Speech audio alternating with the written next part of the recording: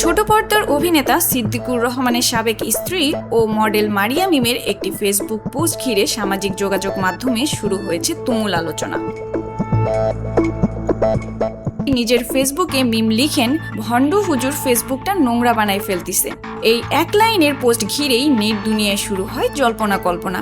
অনেকেই ধারণা করছেন পোস্টের ইঙ্গিত অভিনেতা সিদ্দিকুর রহমানের দিকেই, যদিও মিম কোথাও কারো নাম উল্লেখ করেননি।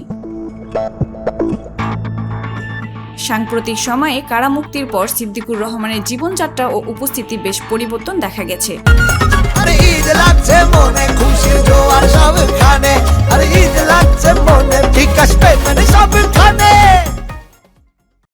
টুপি, দাড়ি এবং ধর্মীয় বক্তব্যে তাকে আগের চেয়ে ভিন্নভাবে দেখা যাচ্ছে।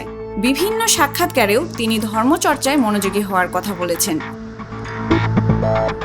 এদিকে মিমের পোস্টের মন্তব্য ঘরেও অনেকে সরাসরি সিদ্দিকের নাম টেনে আনছেন, তবে কেউ কেউ এটিকে ব্যক্তিগত অভিজ্ঞতা থেকেও দেওয়ার সাধারণ প্রতিক্রিয়াও মনে করছেন। 2012 সালে বিয়ে করেছিলেন সিদ্দিক মিম। দীর্ঘ 7 বছরের সংসার ভেঙে যায় 2019 সালে। তাদের একটি পুত্র সন্তানও রয়েছে। তবে ভণ্ড হুজুর মন্তব্যটি ঠিক কাকে উদ্দেশ্য করে সেই প্রশ্নের উত্তর এখনো রহস্যই রয়ে গেছে।